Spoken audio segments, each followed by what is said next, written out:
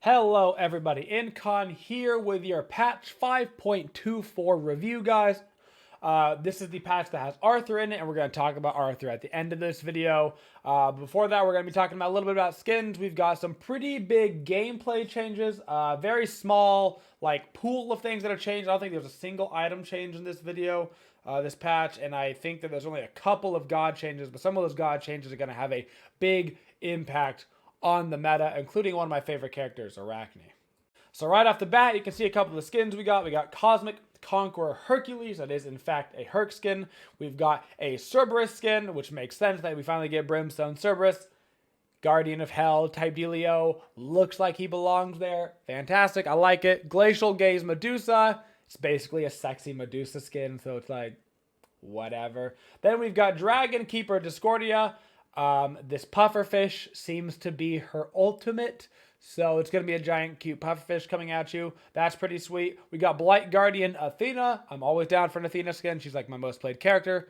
And then we've got Excalibur Light King Arthur, which isn't actually in game yet on the PTS, so I haven't seen this skin in game because it's not on the public test server. And then you've got the mastery skins for Arthur as well. So, you know, you've got a bunch of skins if you want them. Also, to be noted before I forget, if you want to do the hi-rez Odyssey for the tier 5 Ares skin, this is going to be the last patch that you're able to get that.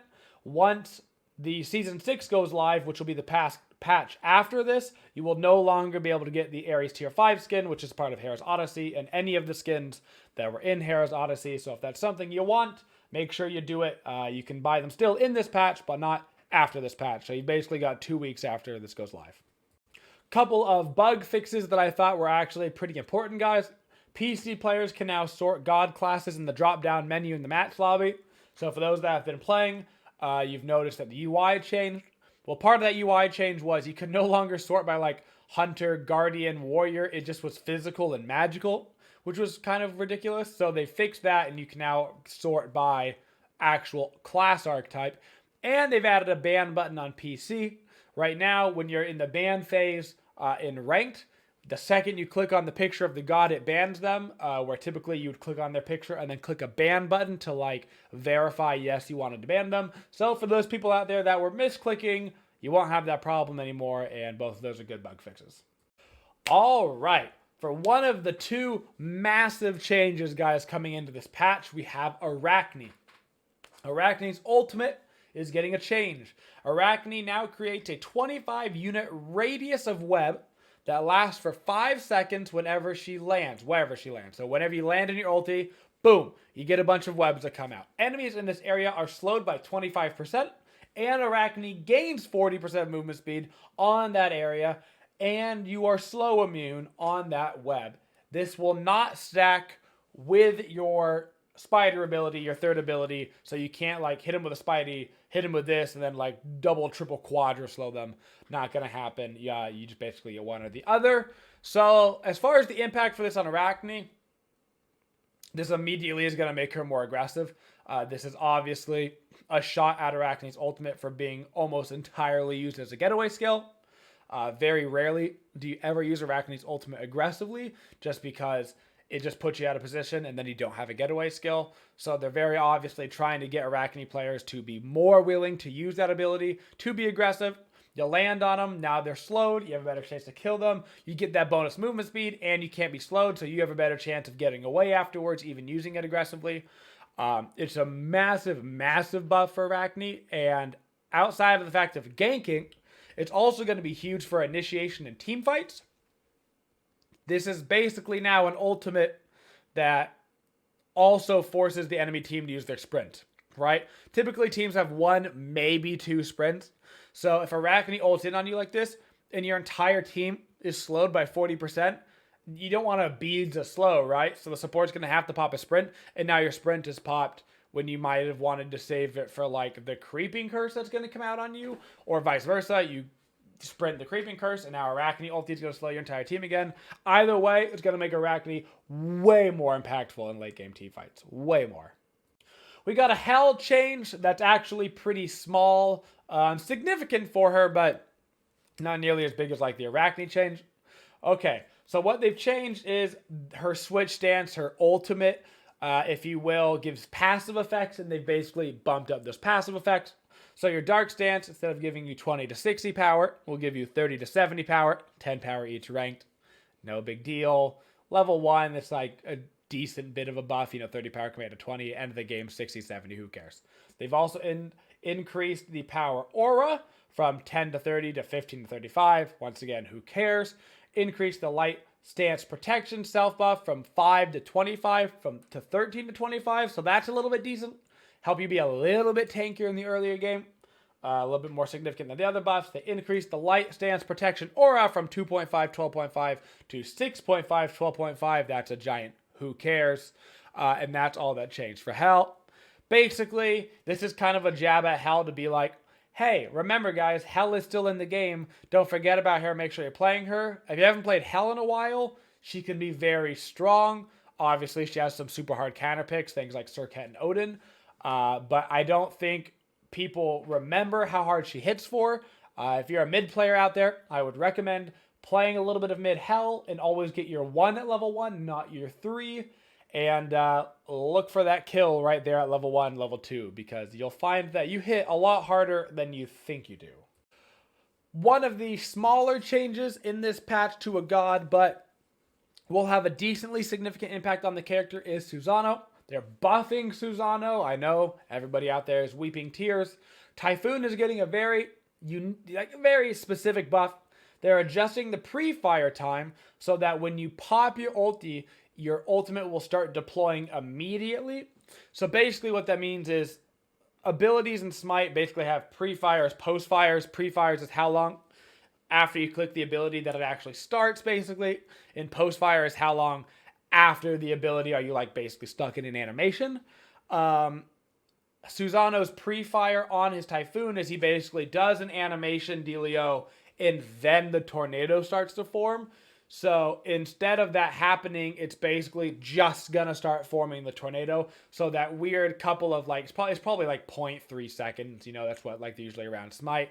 Won't be there anymore. So it's just you're gonna go and it's gonna immediately start your ultimate. No little dance before you start summoning your tornado.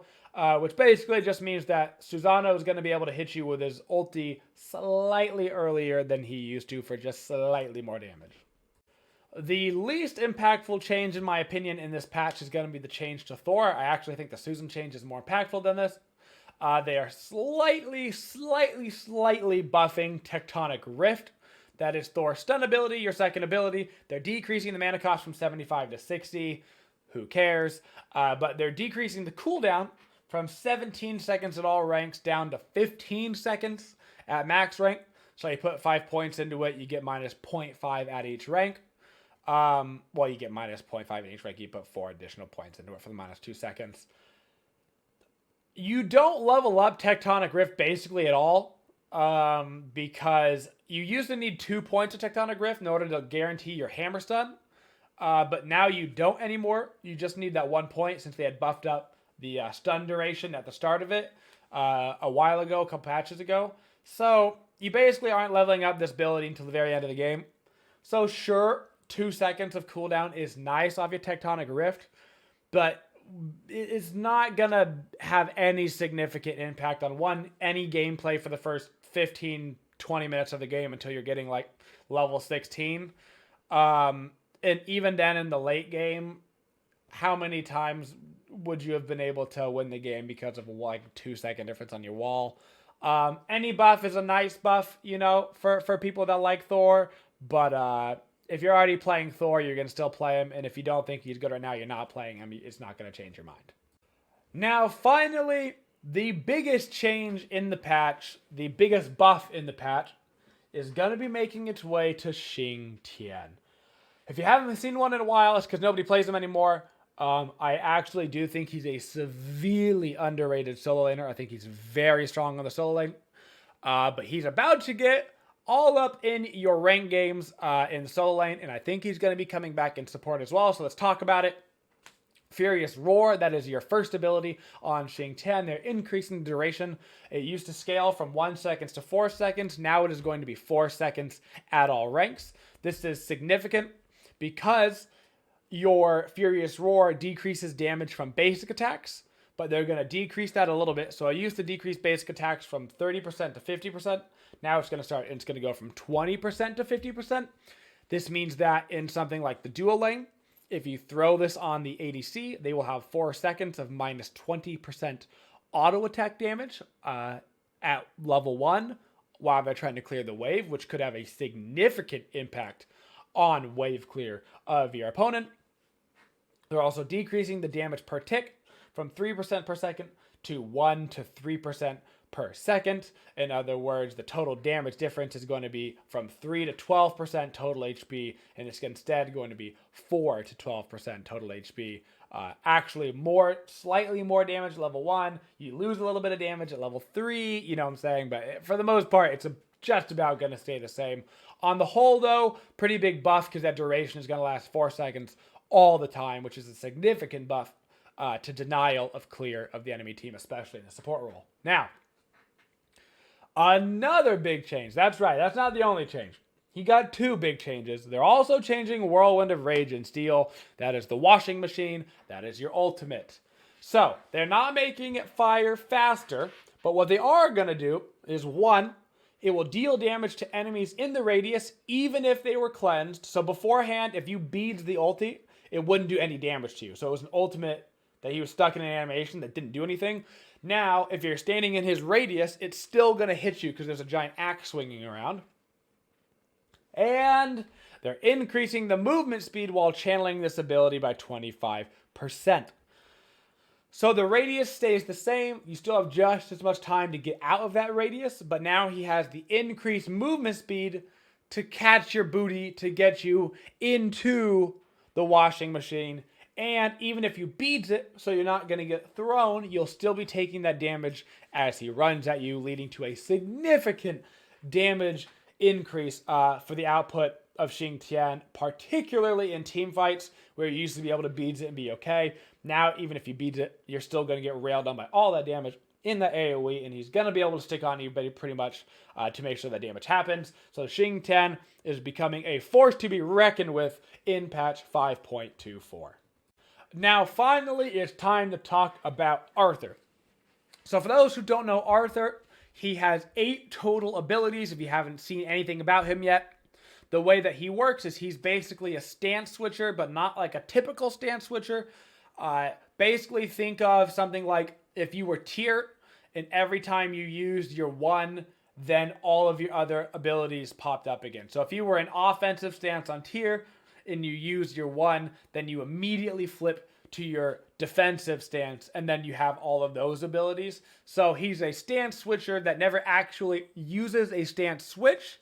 It is just every time you use an ability in one form, you switch back to the other form, okay? Does that make sense? In other words, if you were to throw an Uller axe, it would pull out your bow, and then if you shot your bow, it would pull out your axe. That's how he works as a character. So let's talk about his abilities and passive. Step 1, passive gives him 1.5% damage mitigation per stack. Every time an ability damages a god, that stacks up to 4 times. In other words, he can get 6% damage mitigation on him. Additionally, King Arthur does not have auto attack speed. If you build auto attack speed, it will build up your ultimate faster. Your ultimate is based off of energy. Basically, you hit people, you gain energy. Think of it kind of like a fighting game mechanic. It's kind of similar to Rage, not the exact same thing, but more similar to that than basically anything else in Smite. Also, you should know that Arthur's auto attacks are all AoE, and they're also slightly lunging attacks. So if you're standing here in a minion's pretty close, like right here, you'll actually lunge into the minion and close the distance. Same thing with a god. If you're really close to a god and you just press your auto attack, it'll lunge you into the god. And you'll attack them there as well. Always AoE on the target that you hit. And I was going to mention something super important. Oh yes, all of Arthur's abilities are instant cast. You cannot take it off of instant cast. So regardless of what your casting settings are set to, the second you press one of Arthur's abilities, they immediately go off. There is no normal casting, quick casting with Arthur, only instant casting. So into his first ability, overhead slash hamstring. His standard form, he deals a devastating blow in melee range that creates a slashing attack that travels forward. Enemies in the melee range take 50% increased damage. Combo, King Arthur swipes low, crippling and damaging enemies that are struck. So, your standard form, which is your blue form, it's a big line attack, okay? Really, really long line attack that you do, and that's going to do this damage. Your combo damage on this when you combo an Arthur, so blue abilities are standard, combo abilities all look orange, just so you, the player, knows as you're looking at your abilities. His combo is a little cone in front of him, and when you hit that cone in front of you, it also will cripple the enemy for 1.25 seconds. Total at the end of the game, well, not the end of the game, once you're level 9, I would rank this ability up first, by the way. If you're playing him out there in the world, this is the ability you're going to want to rank up first. It basically hits for 600 base plus 120% scaling, plus it cripples. And yes, before you ask, you can build Crusher on this character, and all 8 abilities will proc Crusher. You can do the same thing with things like Soul Eater and Gladiator Shield, procs on all of them. His second ability, Uppercut. Standardly, you will stomp on the ground. It's a little tiny circle around your character. They take a little bit of damage, and it's slow. So you see right here, a little bit of damage, and it's slow that scales. Typically, this is going to be the last ability that you rank up, by the way, if anybody cares to know on Arthur. When you combo it, though, you will do a small dash forward, not super long, pretty short distance, and you stop on the first god that you hit, and at the end of that charge, it's a knock up into the air. Pretty small knock up. I would compare it basically to like a Geb 2, where you're like, yeah, it's knock up, but it's pretty small. It's also an AoE knock up, though. So if you've got 3 gods standing on top of each other, you will knock up all of them at the same time when you use this ability. Twin Cleave Bladestorm. This is your third ability. It's the ability I would recommend maxing second. Obviously, get your ultimate every time you can. Your ultimate's very good on Arthur. Standardly, you're going to dash forward basically twice. It's basically like a spinning circle twice. Think about like Garen from League of Legends. You basically do a double spin while moving forward. If you hit that on him, you will reduce 7% of your opponent's protections. It's a protection thread. Your combo ability is you basically do that twirly whirly forward, but you can actually control where you're going. It lasts for longer, procs 5 times total, and then at the very end, you do like one big swirl, which does a bunch of bonus damage. So you do double cleave right here, so basically this procs twice. Your spin damage will proc 5 times, and then your final damage procs once. You will also be knock-up immune while you're using the comboed version of this ability. It's pretty good damage, very strong in terms of like AoE damage if you want to be doing like clear on the wave while hitting 2 gods at the same time. Pretty good, but it's not nearly as good as killing gods as your 1 is. Finally, your ultimate. You have 2 ultimates depending on the energy that you built up. Like I said, energy, the more you hit people, the more energy you build up. 100 energy is the max that you can hold. Your ultimate has like a 20-second cooldown, and your 80 energy ulti and your 35 energy ulti are on different timers, meaning that you could 80 energy ulti, quickly build up 15 more energy, and then 35 energy ulti before that 20-second window were to be occurring. Your small ultimate is you wind up a massive jab, charging forward before striking. So consider it like a small dash, okay? You do a small dash forward. Your dash doesn't actually do damage, so you could theoretically dash past your target that you're trying to hit. And then at the end of that dash, there's a giant thing, kind of like your 1, which is a giant straight line area where if you hit them with it, it will stun them for 1 second. Plus, it will do all of this damage. Your 80 energy ability is essentially Neja ult. Think like a shorter dash distance but wider area to hit. So it's pretty forgiving. It's kind of hard to miss it, but it is a shorter dash, unlike Neja's, which is super long. You bring the enemy into the air, right? You're going to hit them 6 times with this, and then they come down and they land. It's going to do a lot of damage, plus it does 1.5% target's maximum health every time it hits as well. This is also true damage on this maximum health section of this ability. and it does a decent amount of damage. It puts you into the air, puts the enemy into the air. If neither of you are hittable, you're basically both in like a Neja style ulti where you're kind of banished, so you can't be hit. I actually prefer the lower end ultimate. The higher end ultimate's really good for like, okay, my team is going to be here in 2 seconds and I'm going to die. Hop up into the air. It's good for setup for like a Kraken. Puts them up in the air, puts them right back down. It has its draws, but as far as straight damage, catching up to people, potential damage on the entire team, this can actually hit multiple people while your 80 energy can't. So if you do the correct dash on your 35, you could get like a 3-man stun off, which is perfect setup for either another one of your abilities like your 1 or a teammate. So I much prefer the lower energy ultimate on Arthur. That's it, guys. That's the entire patch. Hope I explained it for you guys. Hope you kind of learned a little bit about what's going on, how it's going to impact the meta, what character you should be looking out for. Arthur's going to be crazy good. If you haven't played him yet on PTS, I'd recommend trying him out. Arachne's buff is going to make her way more viable, and Xing Tian's buff is going to make him way more viable. So be checking both of those gods out when 5.24 goes live. Thank you guys so much for your support, and as always, have a twitchin' day, y'all. Thank you for watching the video. If you liked the video, please go ahead and hit the like button. And if you like the channel, go ahead and subscribe and ring that bell, guys, in order to get notifications for our uploads. If you want to go the extra mile to help support the Twitchiest community, you can always go to our Twitch channel at twitch.tv/Incon and use your Twitch Prime sub there. It's a great way to help support the community. Thank you so much for watching, and as always, have a twitchin' day, y'all.